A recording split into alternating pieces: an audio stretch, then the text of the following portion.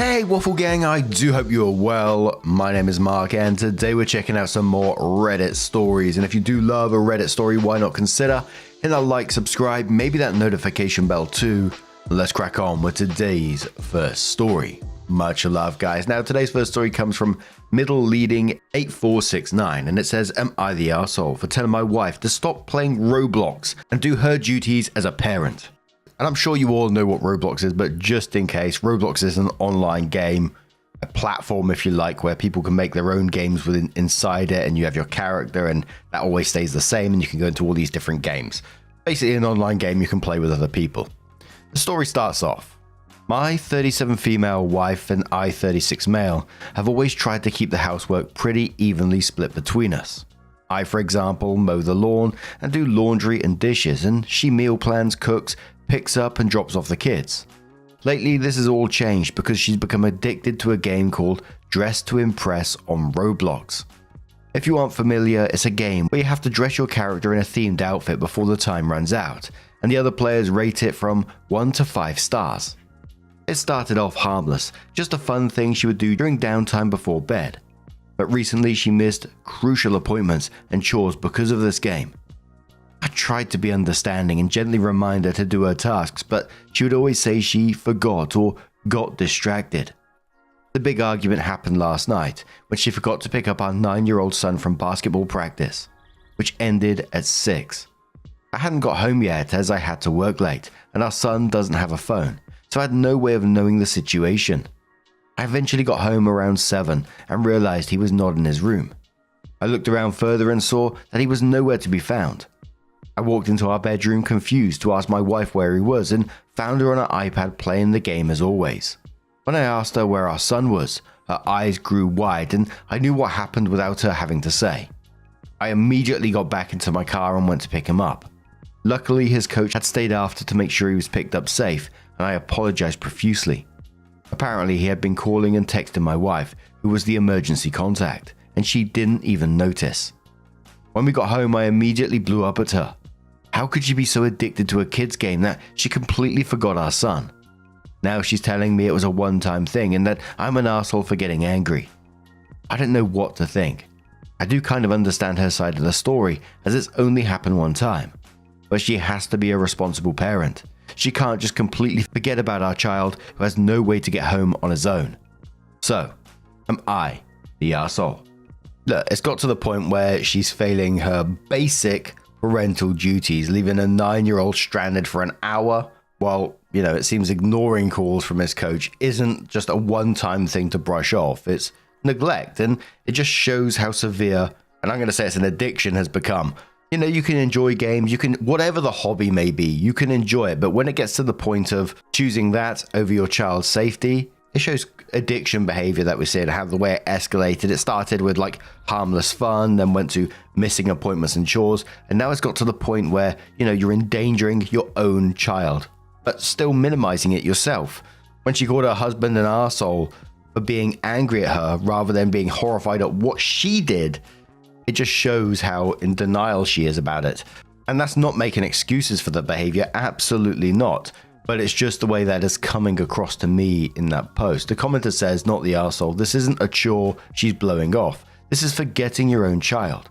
How could she not even notice the calls and texts from the coach? That's what I'm wondering about. Is something else going on with her?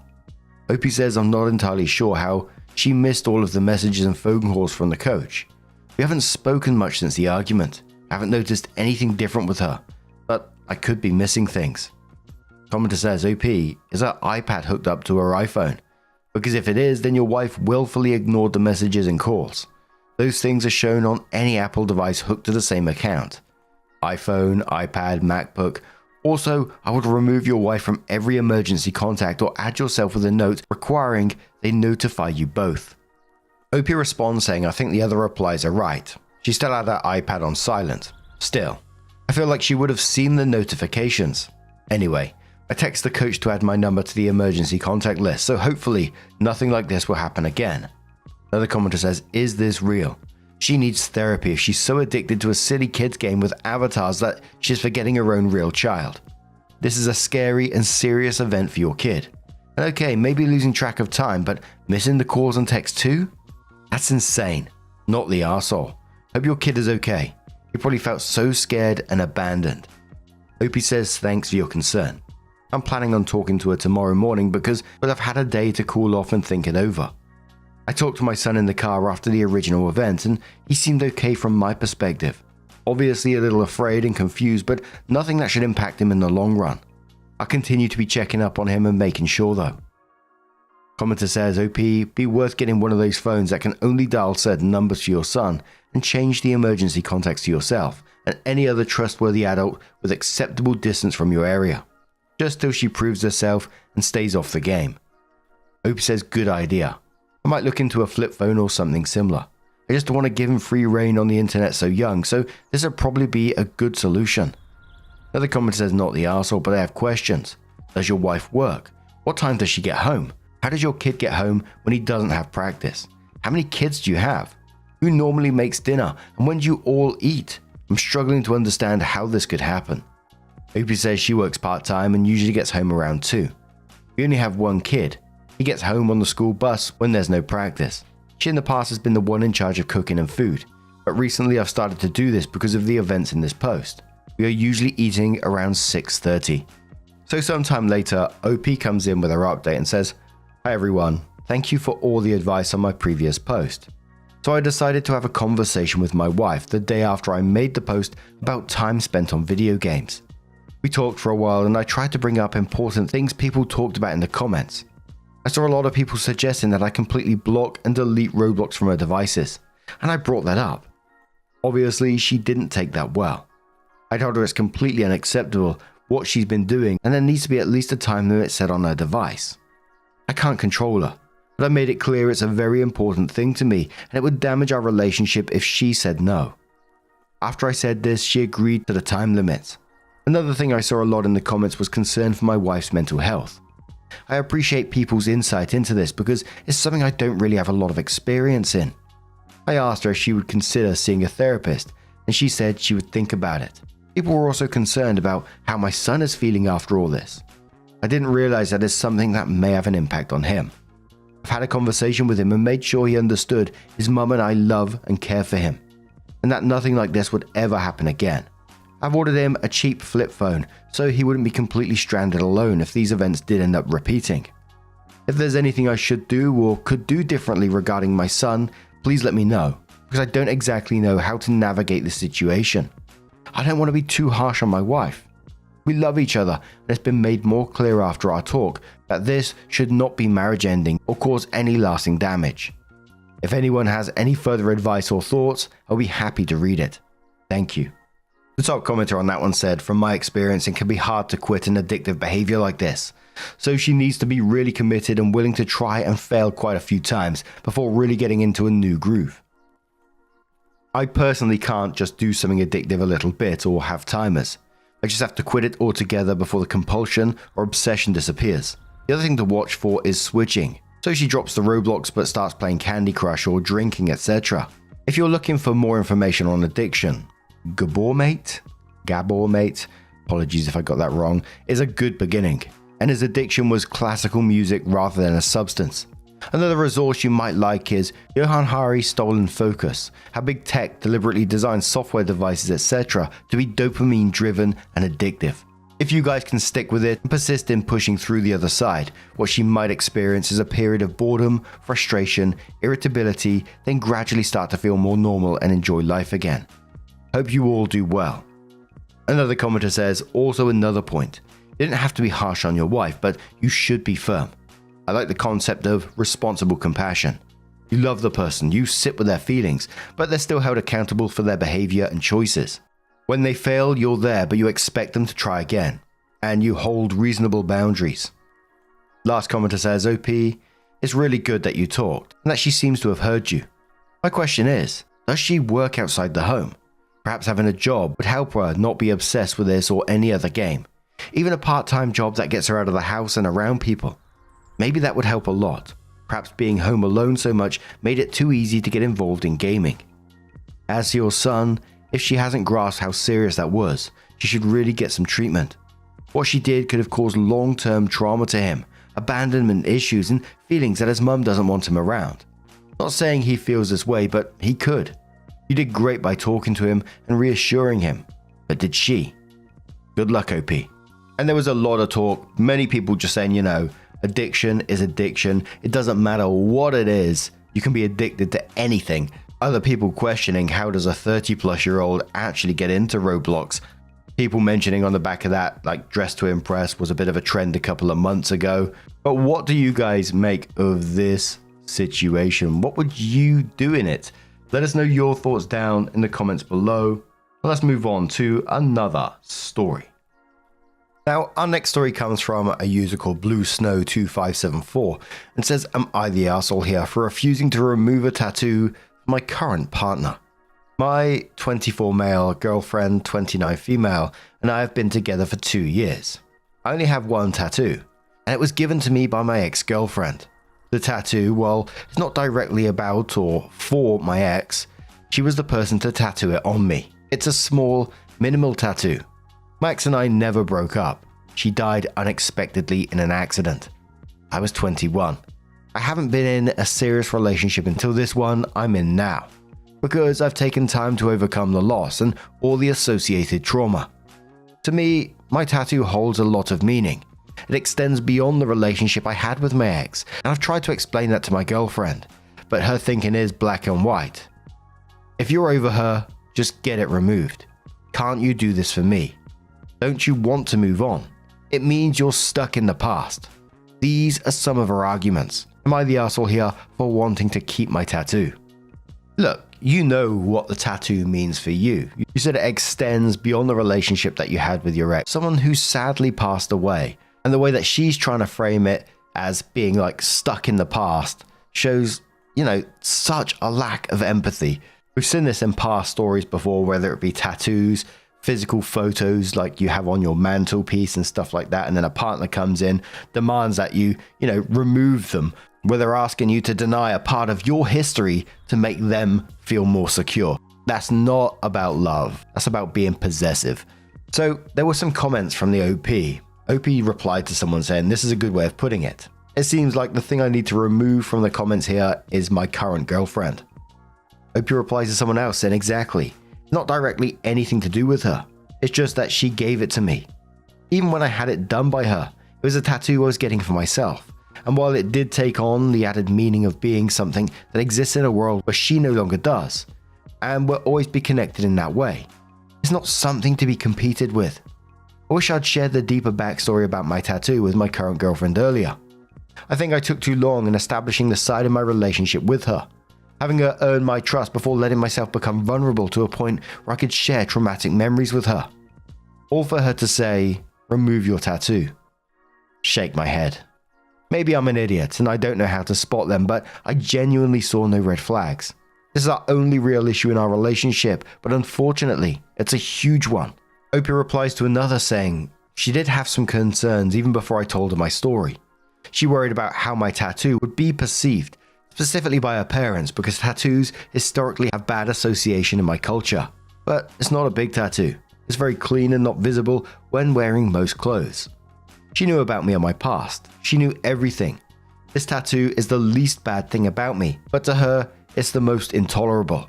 I didn't talk about her at all until recently, when I decided to open up and share the story about my tattoo. And that's when the remove your tattoo stuff came out. It's not a part of my past I bring up easily or want to visit, or to talk to people about beyond what's necessary. And sometimes I wonder if I should just keep it to myself and not tell anyone at all. I thought my current girlfriend was someone I could trust, so I chose to be vulnerable.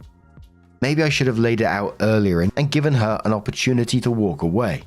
I only brought it up to her recently when I told my girlfriend the story behind my tattoo. It's not something I talk about or want to talk about. I have no contact with my late girlfriend's parents. I was studying abroad when this all happened, so her parents live in another country. Her mum tries to reach out, but I don't. I went to therapy after this, and it was discouraged. And the final comment to someone OP replies saying, yeah, I think it's on me a little for taking so long to open up, but that's something I'm working on. It's a bad personality trait I've always had, even before what happened to my late girlfriend, and her dying just made me even more guarded. What I think is unfair is that people hold unresolved feelings for ex-partners all the time. whether they have a tattoo or not. But the presence of my tattoo, even though I've put in all the work and moved on from my feelings, makes my girlfriend judge me unfairly. Because it's there, she thinks it means I'm stuck in the past. But it's not true. It hurts because I'm sharing all of this with my current girlfriend. It was my way of giving her all of me. So Opie comes in with a short update and says, "Thank you everyone for answering my question. I talked to my girlfriend, and even though I've explained in the past, I try to explain again one last time, thinking maybe if we could communicate our feelings more clearly, we'd get past this misunderstanding. I explained my tattoo is personally meaningful to me in a way that has nothing to do with my ex. It doesn't mean I haven't moved on or that I'm stuck in the past. We talked for a long time and I did not break up with her because of how this conversation went. I genuinely believe we overcame it. A few days passed. She drank too much while celebrating a work milestone with her colleagues. She called me that night to come to her place. She was in a good mood that night. I fell asleep first. While I was asleep, she stubbed a cigarette on my tattoo. I broke up with her because I can't take it anymore. The fixation with my tattoo. Opie added info on that saying, fortunately the burn doesn't seem to be too deep, so if I take care of it, it'll probably be okay and heal by leaving a lighter mark. Then I'll get a touch up. It's not a big or complicated tattoo. It's clear to me now, but it took me so long because I think I was just convinced by the conversation we had. I was stupid and also I was finding it hard to separate my feelings. Many people saying that you need to report that, but Opie didn't reply to those ones, but holy shit, controlling and violent at the same time. But yeah, absolutely get yourself out of that situation. Awful person.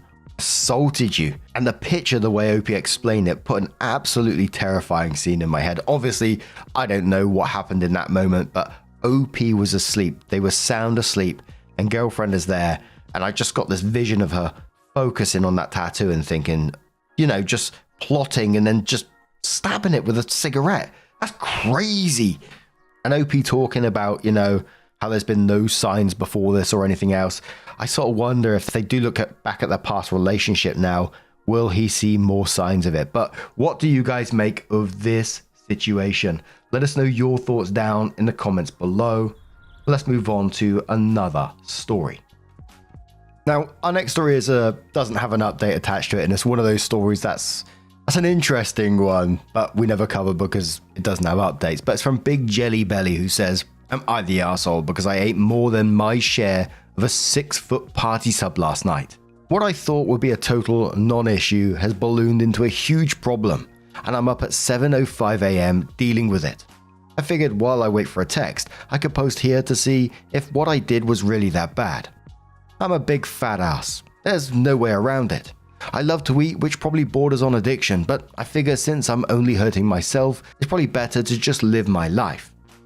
I have some great friends, although there is no doubt I'm the harmless, funny, token fat guy of the otherwise pretty good looking group. I guess that sets the stage enough. Last night, my friend hosted UFC and I was invited. He got a 6-foot party sub. I also brought homemade wings that are sort of my speciality. But of course, people flocked to the food and I had basically one serving of the sandwich, but people devoured my wings and I didn't get to have a single one, which is totally fine. That's why I brought them, but maybe an hour later, I was starving. I kept eyeing the sandwich and I'd say there was about 3 feet of it left. I waited an hour, then another half an hour, and no one had touched it. But they were still munching on chips, pretzels, and whatnot. So I was like, screw it. I took about half of what was left and ate it. And the last half sat for another 10 to 15 minutes, and no one said anything, so I ate the rest. Well, to be sure, as I was swallowing the last bite, the host girlfriend asked where the sandwich was.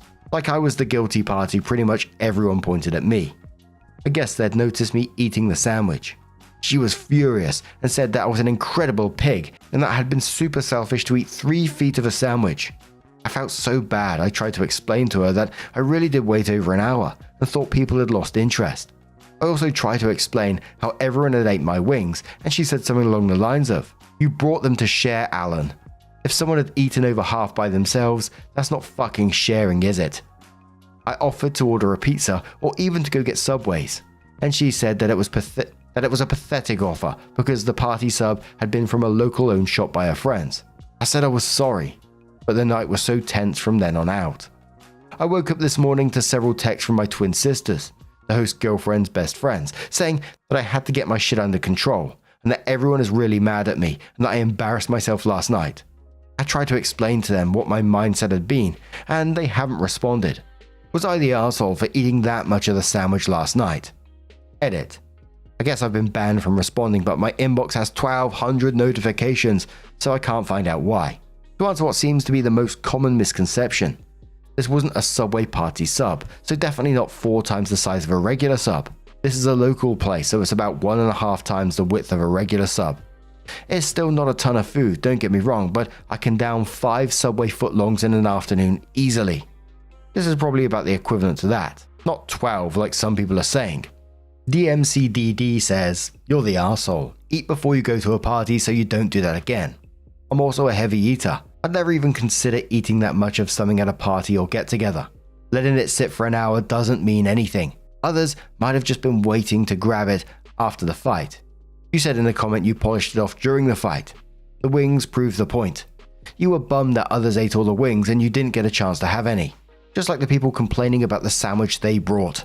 Politeness police says you're the arsehole. If it was the end of the party, like dead end, people are leaving, you should ask the host if you can have the rest. Just because no one touched it for an hour does not mean that nobody else wanted some, and that you should have 4 foot of a 6 foot sub. Also 4 foot of a 6 foot sub. That's a little bit above loving food, man. That's greedy and gluttonous. What do you want now, kid, says everyone sucks here. You were wrong to have almost all of the party sub. It was selfish. The host girlfriend should not have shouted at you. She caused a scene and made things uncomfortable. You offered to order more food was good enough apology for getting carried away with a sub. It may well be the case that you do this often and your friends are all a bit sick of it. Shouting at you and causing a scene is not the way to bring it up, but it might be worth considering that your behavior around food might be a source of irritation for the group. Luke Crafty says everyone sucks. Dude, you ate half the sandwich by yourself, even though there was other food there. But yeah, that was way an overreaction on everyone's part. I mean, I really don't know the hostess and your sister's reaction. I'm just assuming your sis isn't lying. I was in 2 minds on this, man. Well, actually 3 minds. My first thought was like, whatever goes on, I hope OP finds some kind of support, some kind of help. The way that they was talking about themselves and the way that they talk about like their addiction to food, etc. It just sounded quite sad in my opinion. But onto the actual story itself, I'm trying to put myself in that room with, you know, just watching whatever sports it is, and we got a bunch of food and this guy goes over and eats the majority of it, which he's totally wrong for. You know, I wouldn't do that in that situation. I would ask people if I could have extra. I certainly wouldn't eat the whole lot like that. I would order myself something and just say to everyone, look, I'm ordering some extra, anyone wanting? He went the other way at most of the sandwich, which would annoy me, but it wouldn't annoy me to the point of like shouting you out in front of everyone. Maybe there's more background info to this that I don't know about, but to do that, you know, I just think that's inappropriate in itself as well, especially when you offered more food, you offered takeout. I know it's from a friend's shop or whatever, which is unfortunate, but there were many comments saying, you know, this was flagged, you're the arsehole all over, but many comments saying that they would call this out immediately. But again, I'm thinking, is there more background info? None of the matters because I'm going to see it. But the dude's up at 7:05 in the morning dealing with this, talking about a sandwich. It's just like, what the fuck? But now, I'm going to turn this one to you guys. What do you guys make of this situation? How would you deal with it if it was you? Put yourself in that room. Someone ate half that sandwich. Would you be bothered by it? Would you not? Considering the circumstances, let us know your thoughts. And just a huge thank you for being here today, getting involved in the stories, your love, your support, your time. It always means the absolute world to me. So thank you so much. And hopefully I'll see you in the next one. Take care and much love. Yeah, man, I remember being so naive when life was good, weather and palm trees. Back in the day, you were everything I need. But then along came a time when you crushed my dreams. Oh yeah, you played me like a fool when you made me believe that the line between love wasn't thick enough to read. Oh yeah, you see we in despair, crime everywhere. You're selling false hope cause you just don't care.